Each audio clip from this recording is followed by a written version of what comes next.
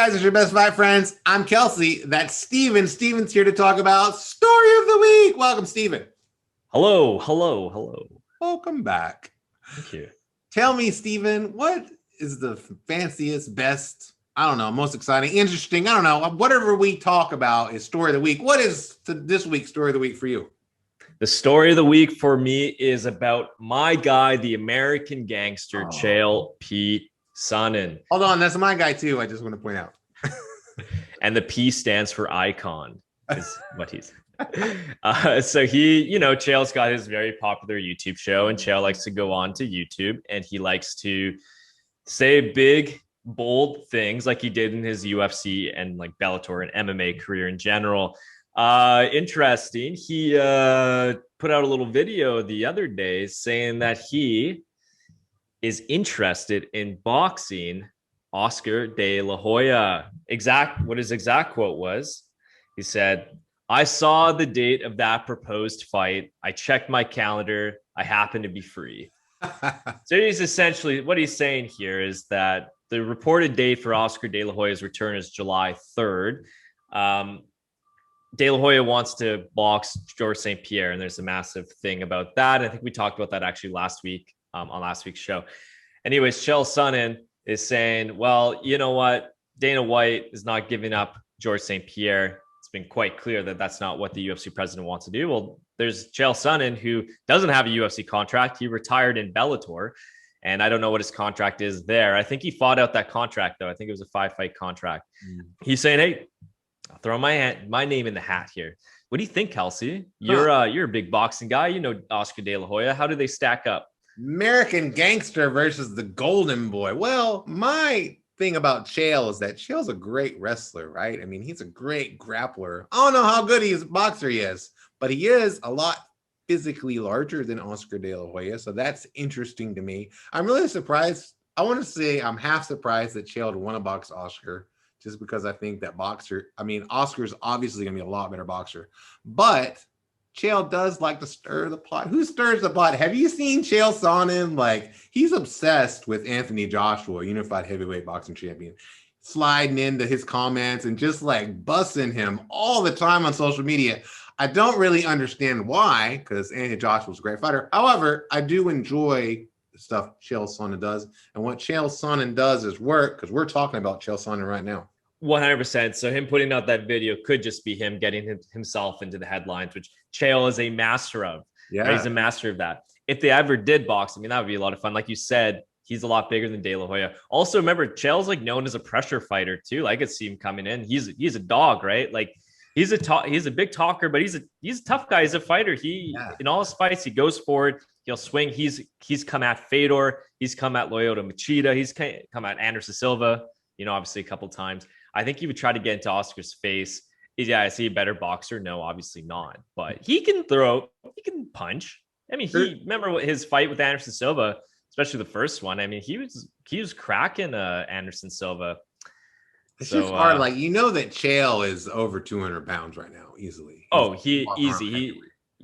He finished his last fight was 205 pounds in Bellator. But before that, he was competing in that Bellator heavyweight Grand Prix, fought Quinton Rampage Jackson and then Fedor. And I can't remember what he was weighing around then, but I think it was at least probably 230. Yeah, I'd imagine.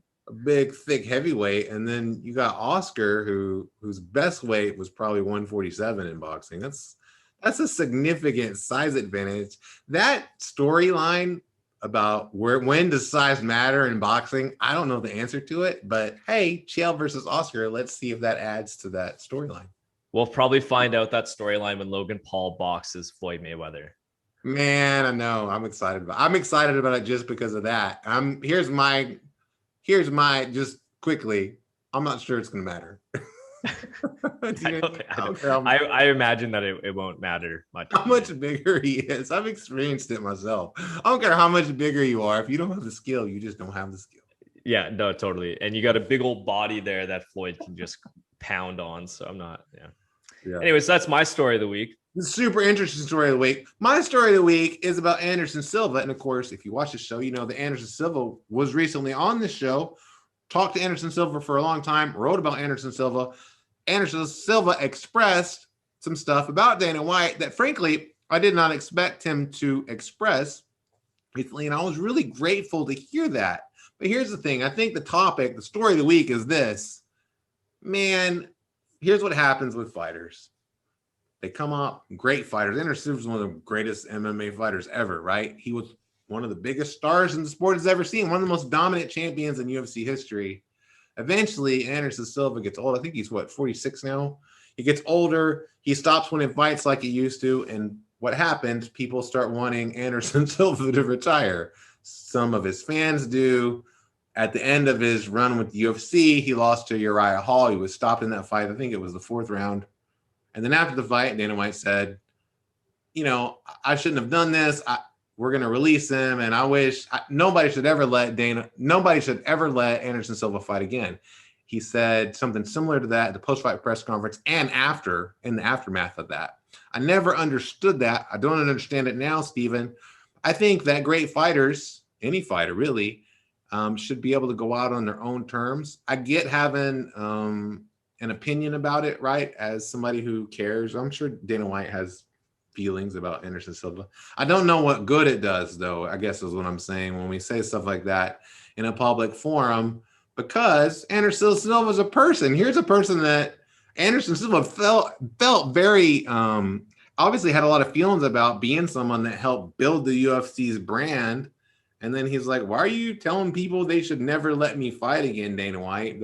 I'm paraphrasing him. You can watch it or read the story heavy. It'll be in the show notes. But that's super interesting to me. What do you think about that topic in general, Stephen? I guess from White's perspective, he's the promoter. He's the guy responsible putting these older fighters into the octagon. So he might just be trying to cover his neck there a little bit with the, sanctioning bodies and stuff. Maybe, I don't know. Like, I imagine he would have some sort of care for Anderson Silva. Like you said, man, like Silva was, he's on the Mount Rushmore of MMA. Like, he ran that middleweight division for years, pay-per-view star for years. I mean, yeah, since he broke his leg off of Chris Weidman, like, it's been a rough go for Silva for like the last, whatever it's been, 6, 7, 8 years, whatever it is.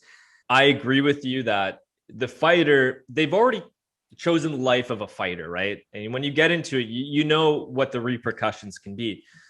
So you should also be allowed to kind of, end your career the way you want to end it. You're the one that chose this path. Should you have family and friends like try to help you with those decisions? Absolutely, for sure. You have, your wife, your husband, whatever it is. But yeah, as a promoter, as an MMA journalist or whatever, like, we can have these opinions and thoughts, but at the end of the day, the person making the decision is the fighter, and it should be up to them. Part of me likes that Dana White just kind of says whatever he's thinking, like he expresses himself, because a lot of times people don't do that. But then part of me wants to talk to him and be like, hey, Dana, you're Anderson Silva, this person you care about, obviously, and specifically said he doesn't feel respected. He thinks that you don't respect fighters, right? And so sometimes I think it's just a language thing, like learning how to speak certain things that you want to express without maybe offending people. Can we just get Dana that? Come on, Dana. It probably wouldn't. Actually, Dana, hold up. Would that help me at my job as a media person? I don't know, Dana. I don't know. Dana, he's such just like a direct, fairly cutthroat guy. That's why he's so, so great at business, and he's so good at exploding MMA into what it is now. Yeah. You can look at how he's talked about a lot of the fighters of the past that were major names for them and his relationships with them now. Look at Diego Sanchez, for example. Now, I haven't seen really Dana White say anything too negative about Dana. Actually, he's always said very positive things about Diego. But Diego, coming out of that, seems like he feels slighted with Dana, right? Like he feels really upset with the whole treatment, how that thing went. So you have another guy in Diego Sanchez who was super, super important for MMA. He was the inaugural middleweight winner on The Ultimate Fighter Season 1. We all know how important that season was for the growth of MMA. But the fact is now Diego's in the spot where he feels like the UFC president doesn't like him or doesn't respect him or whatever it is. So yeah, there is some sort of, at the end of the day, it's a business. So these business decisions get made. But like you said earlier, Anderson Silva is a person. Like, these fighters are people. their own emotions, there's a disconnect, I guess, there. Yeah, it's just one of those things. Well, certainly, and just end it like I'm super grateful for the work that Dana White did. Imagine, Steven, if Dana White hadn't come along and promoted the UFC into what it is today. Oh, yeah. No, totally. I mean, Dana White's done some real amazing things for fighters and the sport. I mean, we likely wouldn't have this great job if it wasn't for Dana White, right? Obviously, there's issues with Dana White, like say fighter pay and things like that. You can get into a billion things, but at the end of the day, the reason why this is where it's at, there's a lot to do with Dana White being the UFC president for so long. So the way to be Dana White, just be nicer to Anderson Silva and we'll be cool. Yeah, Dana White, come on the show and then we'll get Anderson on here too. And us four will just talk it all out. Come on. Yeah, come on, Dana. I don't know why you haven't come on our show yet. Well, hey, that would be the story of the week. We'll have to save that for a later date. Until then, he's Stephen McCaugherty. I'm Kelsey McCarson, and this was Real Talk.